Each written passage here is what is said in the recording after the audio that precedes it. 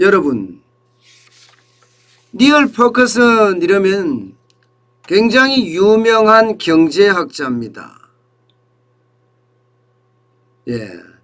스탠퍼드 대학교 후보 연구소에서 사실 선임 연구원으로 일하는 니얼 퍼커슨이요, 이번에 굉장히 강력한, 그러면서도 한편으로는 굉장히 섬뜩한 경고를 내놨습니다.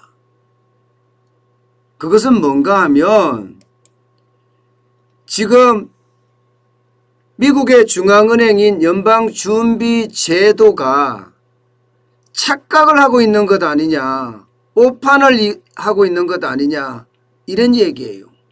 뭘 오판하느냐? 물가 말입니다.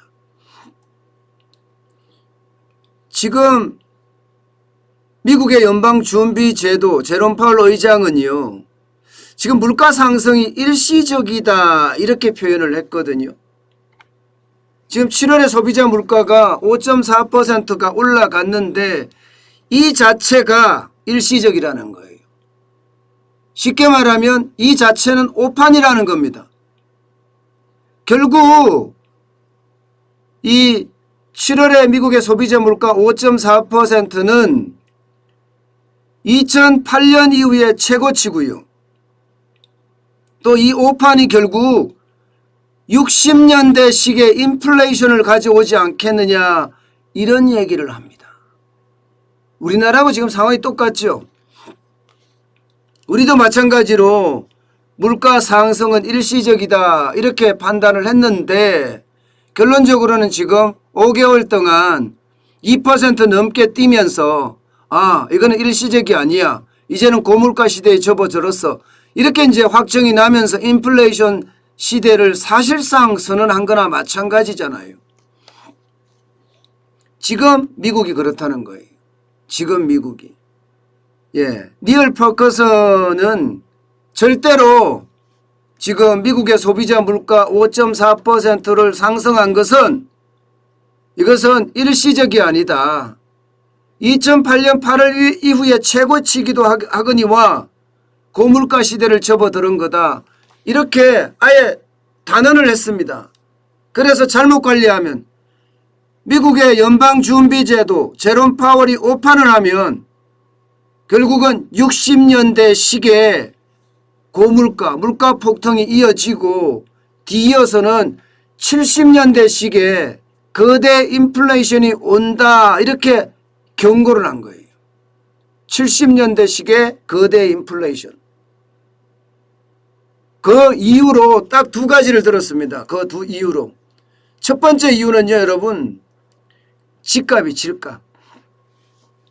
집값이 지난 6월에 미국은 18.8% 올랐습니다.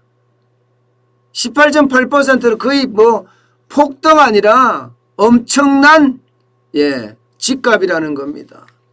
2010년 1월만 하더라도 마이너스 3%에 해당되던 집값이 2021년 6월에는 18.6%까지 올라갔다. 이것은 거대 인플레이션의 서막이 아니냐, 1960년대 후반으로 돌아간 것 아니냐. 그 당시에 연준 의장이었던 맥체니 마틴이 인플레이션 기대치를 지금 오판을 해서 물가 통제하는 데 실패했다. 그 실패한 것을 지금 답습해 가는 것은 아닌가, 이렇게까지 꼬집었습니다. 그만큼 물가 폭등이 굉장히 빠른 속도로 일어나는데, 집값이 올라간 것은 확실한 인플레이션의 서막이다, 이렇게 잔인하게 꼬집은 거예요. 그리고 두 번째는요, 국제유가 폭등을 들었습니다. 국제유가 폭등을. WTI, 그러니까 서부 텍사스산 중진류의 선물 가격이 지금 계속 올라간다 이거예요. 올라간다.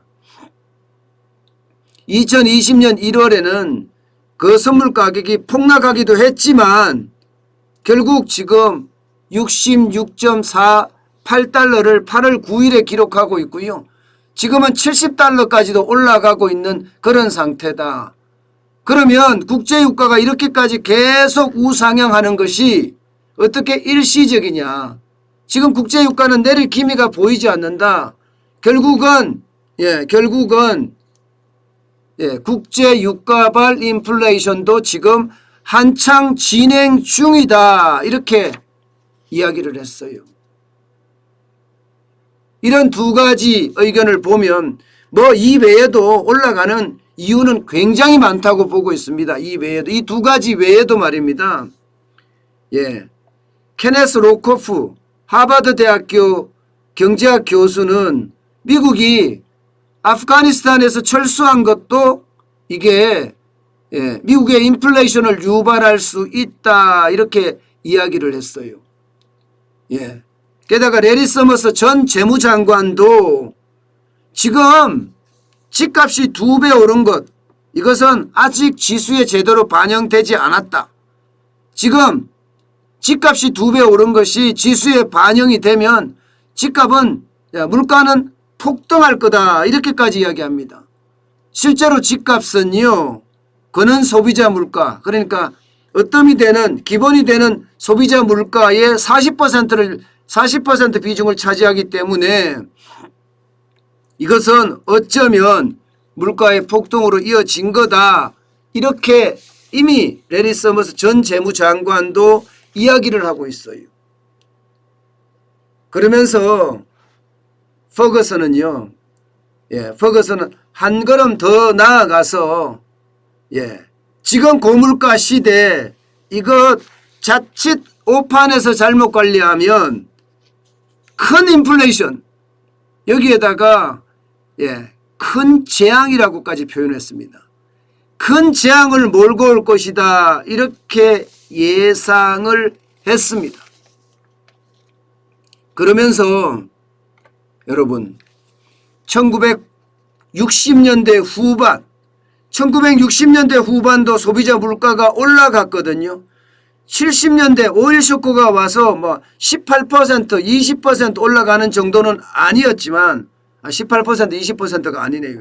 10%, 12% 올라가는 수준은 아니었지만 지금 1960년대 말에는 적어도 6%대, 5.8%대를 기록을 했으니 이때로 돌아가서 그때 가서 또 잘못 관리하면 70년대식의 어마어마한 물가 폭등의 시대로 가지 않겠느냐, 이런 얘기까지 하고 있거든요.